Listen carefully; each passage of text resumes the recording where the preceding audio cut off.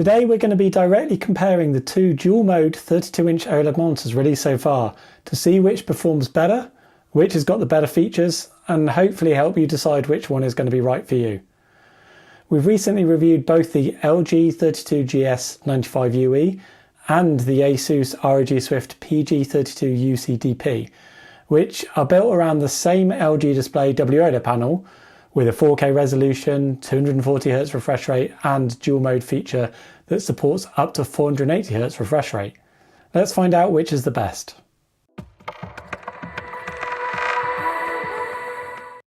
Let's start with the key features that are different between the two models. We'll compare the performance of both screens in a moment, but the differences here are likely to be key deciding factors between the two models, we think, for most people. If a feature isn't listed in the tables or talked about by the way, you can assume that both screens are the same.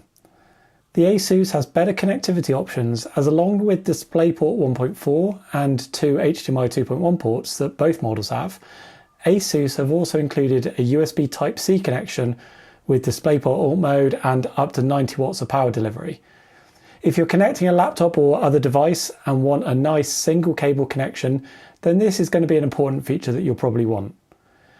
The Asus screen also supports a KVM switch for controlling two systems from a single keyboard and mouse, as well as various picture-in-picture and picture-by-picture modes for handling multiple inputs on the screen at once. It's a more versatile model if you want to connect multiple devices, especially laptops. There's one extra USB data port, a headphone jack, and also an SPDIF sound output connection on the Asus model as well.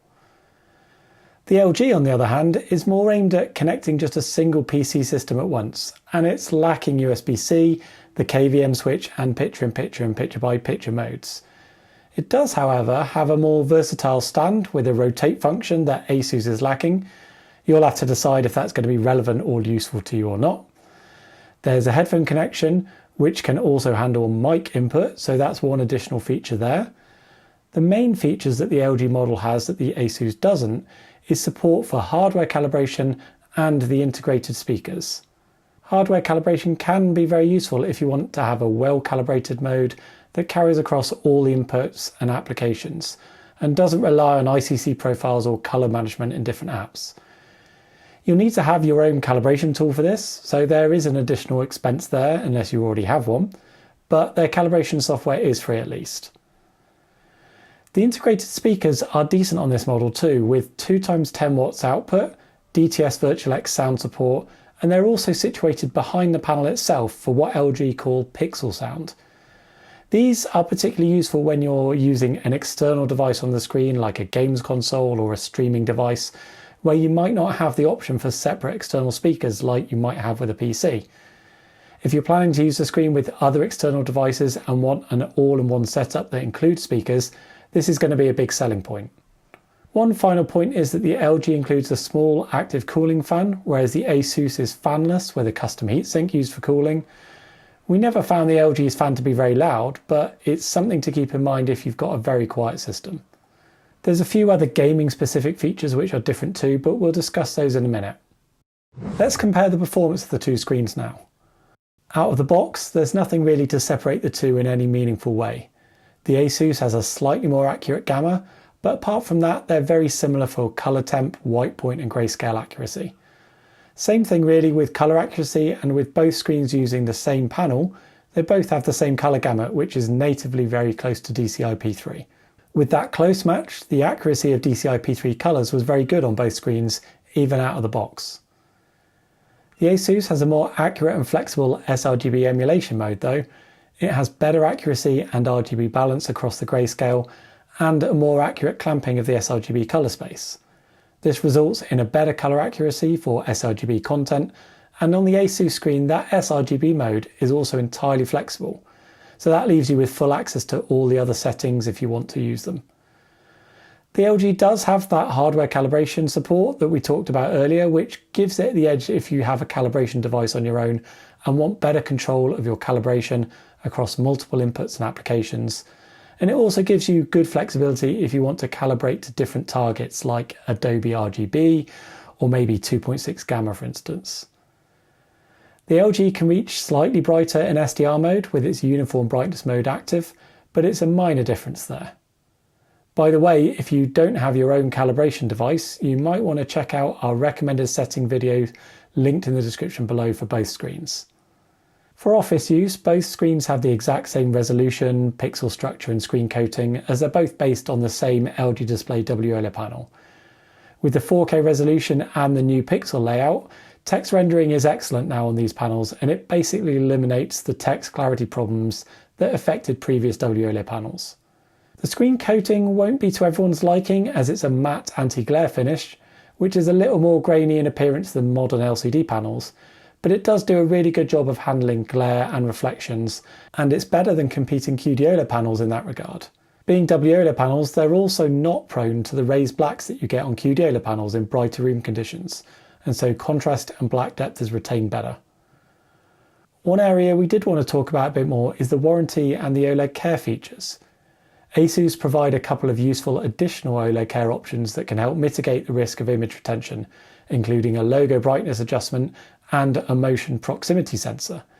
The latter is useful actually if you're using an OLED screen, as that will turn the panel off when you aren't using it, and we'd like to see that more widely used on these types of display. Asus offer an additional 1 year on their monitor warranty, taking it to 3 years total, compared with the 2 years that LG offer. They also include cover for image retention and burn-in, which gives some added peace of mind to users. We commented in our review about how LG have been telling some media outlets that their screen includes burn-in cover as well, but they've not listed this formally on their website anywhere, and their support teams continue to tell consumers, including us when we recently asked, that burn-in cover is not included. We called LG out for not being transparent and open about this, and a poll on Monitors Unboxed also showed that the vast majority of people want LG to be clearer about this on their website. It's something that they could easily rectify if they are genuinely offering this cover, and it just feels a little too vague for our liking at the moment. Come on LG, just get that sorted out. When it comes to gaming, both screens offer the same 4K resolution and 240Hz refresh rate. They both have basically identical near instant response times and excellent motion clarity from the OLED panel. They both support dual mode as well, giving you the option to use the screen at 1080p but 480Hz refresh rate if you want to prioritise the frame rates above image detail. Check out our reviews of the screens linked below for loads more testing and analysis on that. There's a few minor differences in how the screens handle support for NVIDIA DSR and DLDSR. You need to have DSC disabled on both of these screens at 4K for this to work. The LG has slightly better support for refresh rate options when you disable DSR and use DisplayPort, although the Asus will support DSR when you're using the 480Hz dual mode option, which the LG doesn't support at all. The Asus has a couple of gaming extras and features that the LG is missing altogether. First up is black frame insertion, or BFI, which is a blur reduction mode available exclusively at the moment on Asus screen. That's available under their ELMB, their extreme low motion blur setting, but it's limited in its operation and support, only working at a fixed 120Hz refresh rate and in SDR mode. It could be useful for those who can't power the 240Hz refresh rate at the moment, who can then game at 120Hz instead, and use this feature to give them a boost in the motion clarity. It could also be useful for games consoles which can run up to a 120Hz refresh rate maximum anyway. It is a little fiddly to use and it's limited in its options and brightness, but it's nice to see it available here. The other feature that Asus offer is anti-flicker modes for VRR situations. All OLED panels can suffer from VRR flicker. It's an inherent challenge with these panels, but whether or not you're going to experience that or see that really depends on many factors. That will include the screen itself, your system, your graphics card, the game you're playing, the type of scene in that game, your settings, and also the frame rates that you're achieving in the games. There's a large number of variables there, as you can see. Large swings in frame rates within the VRR range seem to be a common trigger for flicker in these situations though, especially in darker scenes and often on loading screens.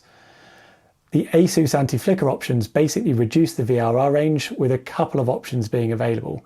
It can't guarantee that you won't experience some flicker in certain situations, but these added options give you a level of control that should help reduce it at least. The LG doesn't offer any such options at the moment. Lag is basically the same on both screens at native refresh rate and in VRR situations, but it's a bit lower on the LG for fixed 60Hz input devices. Console support is very similar on both models, with 4K 120Hz supported fine, along with VRR and HDR10 content. The Asus includes a handy HDMI CEC function, which auto switches over to that input when it detects that the console has been powered on.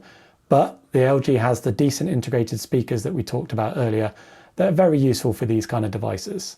If you're a fan of gaming extras and settings from your monitor, then the Asus has a far more comprehensive set of these, including all new AI features. It's a more gamer-focused screen overall than the LG model in design and feature set. HDR performance is similar overall, with both screens being based on the same panel. They both have a mode certified under the VESA Display HDR 400 True Black tier, which has got the most accurate EOTF tracking, but has a rather limited peak brightness, as is normal for these modes. The Asus model shows some black crush in the darkest grey shades in HDR content, which is captured on these PQ graphs as highlighted here, while the LG shows more drastic roll-off for light grey shades, which impacts the overall real-world brightness a little. The LG reaches a higher peak white luminance within this mode, although the average grayscale brightness, which is a good indication of real scene brightness, is a little lower here overall due to that more significant roll-off. We expect most people are going to prefer the brighter and more impactful HDR experience that the other modes on each of these screens offer, and we'll compare those screens using their brightest available options. The Asus still shows that crushing of near black shadow detail, and both screens show an over-brightening in grey shades. For the Asus, it's the lighter and mid-grey shades that are brighter than intended, whereas the LG shows this error in the darker grey shades a bit more.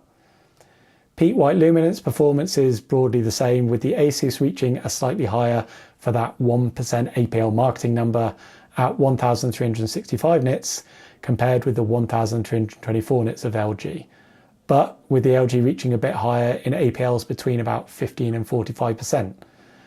A more useful comparison though really for real world brightness is the average grayscale luminance, which you can see here is a bit higher on the Asus model, especially for the smaller APL scenes. It also has a minor 2.2% advantage for colour brightness as well. That's shown on the graph here based on XCR scores. Overall for HDR, the Asus ends up looking marginally brighter in practice, although at the moment there is a little bit more crushing of near black shadow details in HDR content, at least on our unit. Overall, both models are very similar when it comes to HDR performance and experience. So which screen is better? With similar performance characteristics in many areas, we think the decision really boils down to the feature set on offer from both models, and which things you personally need. The Asus is a bit better geared towards gamers, with extra features like BFI blur reduction and anti-flicker modes for VRR, as well as a very extensive set of extra settings in the menu. This makes it the better gaming screen overall. With its USB Type-C connection, KVM switch support and picture-in-picture and picture-by-picture modes, it's also better at supporting laptops and multiple system inputs if you need. Their warranty is also longer, with burn-in cover officially included to give you more peace of mind when using an OLED monitor like this. The LG, on the other hand, is better for supporting external multimedia devices like games consoles and streaming sticks, thanks to those decent integrated speakers. That's probably the key selling point of the LG actually. There's also the support for hardware calibration, which might be useful for those who are particularly focused on accuracy and flexibility of settings to be used across multiple inputs and applications. A final word on the all-important pricing consideration as well. The Asus has only just been released and retails for $1,300 at the time of this video, whereas LG have not so subtly introduced an offer on their screen previously listed at $1,400, but now available at $100 less than the Asus at $1,200. This is probably going to fluctuate and change over time now that the two competing models are available, but you can check out the latest pricing and availability for your region using our handy direct links in the description below. Let us know in the comments which screen you're going to buy, or if you've got any questions at all, or if you've got either model, we'd love to hear from you and how you're getting on with it.